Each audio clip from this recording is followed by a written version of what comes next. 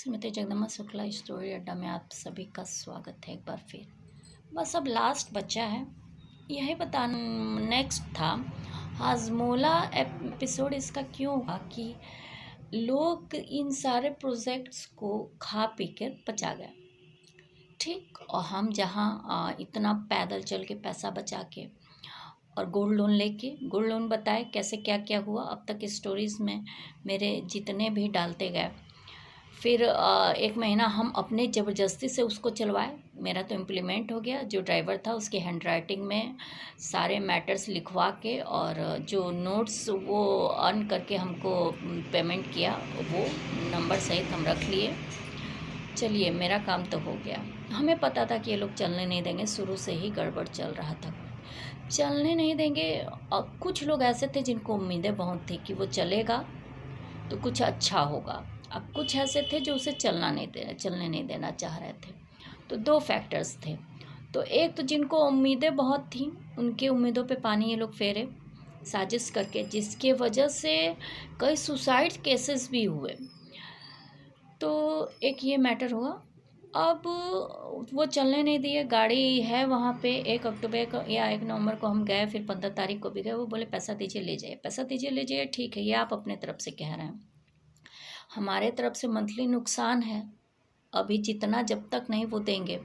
Plus हमारी गाड़ी सुरक्षित होनी चाहिए। दूसरा, आप बिना नोटिस दिए, बिना डेट कंप्लीट हुए आप हमारा गाड़ी भी रख लिए हैं, तो ये किसके सजेशन से रखे ये भी नहीं पता है। और हम जब बात करने गए तो वो पूरी बात भी नहीं सुनना चाहे। किसी ऐसे व्यक्ति को लेके आए थे कि ताकि वो बीच में मेरा बात काट कर केवल चिल्ला सके, जिससे ये साबित हो रहा था कि वो थोड़ा कम पढ़ा लिखा है, कानून की जानकारी नहीं है और कानून के बेस पे वो काम नहीं करना चाह रहे थे। तो हम बोले कि अब तो कुछ हो ही नहीं सकता, क्योंकि हम दूसरी बार आए हैं और आप कह रहे हैं पैसा लेके आइए, तो अब कोर्ट से देखेंगे। क्योंकि अब हम पैसा पूरा कैसे दे दें, क्योंकि उसके बाद हम 5,000 दूसरी गाड़ी के लिए भी दिए हुए हैं, जो हमें मयूरी के लिए एक आए थे कि वो आप ले लीजिए। तो उसका भी अभी कोई बात डिस्कस ही नहीं हुआ है, उसका पेमेंट का और अदर का, और नहीं हमें गाड़ी कोई वो हुई। आप लोग बात ही नहीं करना चाहे, इंटेंशन क्या था पता नहीं। तो यहाँ पे बात हो गई। वो लोग खुद आए थे कहने के लिए कि आप मयूरी एक ले लीजिए, ये नहीं चल पा रहा है तो, अब वो भी मुफ्त में। इस गाड़ी जो एडीएम हम 9 लिए थे ना, उसका भी पेमेंट करने के लिए एक था, वो बोल रहा था। हम बोले कि सब रिलेटिव्स खुद को बता रहे थे हमारे। हम बोले कि हम किसी को जानते हैं नहीं, और हम गोल्ड लोन ले चुके हैं, उसका डिपॉजिट कर चुके हैं। ईमानदार प्रैक्टिस तो यही होती है कि आप पैसा दिए, आप अपना काम करवाइए, आपका अधिकार है काम करने का। तो हम अपना ऑनेस्टली काम करने लगे। फिर बीच में ये पुलिस और आरटीओ आता है। तो देखिए तब आ जाती है फाइट पैरेलल कानून, कानून बनाम कानून, मतलब एक लॉयर बनाम आरटीओ और पुलिस।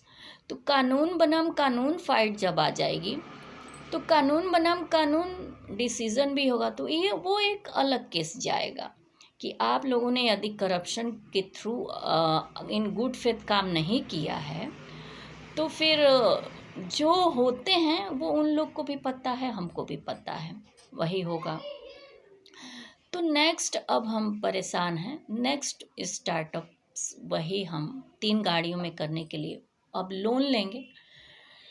तो अब ये है कि ये तो खा पी के हाथ पचा गए हैं लोग, लेकिन मेरा पैसा भी फंसा हुआ है, बिजनेस भी फंसा हुआ है, और मेरा प्रोडक्ट भी फंसा हुआ है, मेरा उसका कंपनी भी फंसी हुई है, और मेरा दिया हुआ आइडिया सजेशन। यहाँ मेरे घर के पास कुछ गाड़ियाँ आती हैं, भरवाती हैं दोनों घरों के पास, और अपना जाती हैं, रुकते हैं सब रिक्शा लेके, ऑटो लेके यहाँ पे मेरे उस घर के पास, और फिर जाते हैं लोग। मेरी गाड़ी नहीं भरा पा रही है वो जगह में, वो दोनों घरों के पास मेरी गाड़ी रखने की जगह है। बगल वाला घर भी मेरा है, ये भी घर मेरा है। तो अब बलगर वाला घर अगर मेरा नहीं होता तो हमें मुफ्त में मयूरी गाड़ी देने लोग नहीं आए होते। और एडीएम 9 मायके का है, मायके से लिए थे। तो अब बात ये आ जाती है कि हम 10 लाख इन्वेस्टमेंट तो हमें 50 करोड़ चाहिए, जो हमें कोई देगा नहीं। अब 5 करोड़ से कम में मेरा कोई काम नहीं होने वाला है, क्योंकि अब हम आगे अपने बिजनेस को बढ़ाने के लिए कर रहे हैं। मान लीजिए हम 10 लाख ले भी लें, 10 लाख हमारी गाड़ी से जब 12,000 मंथली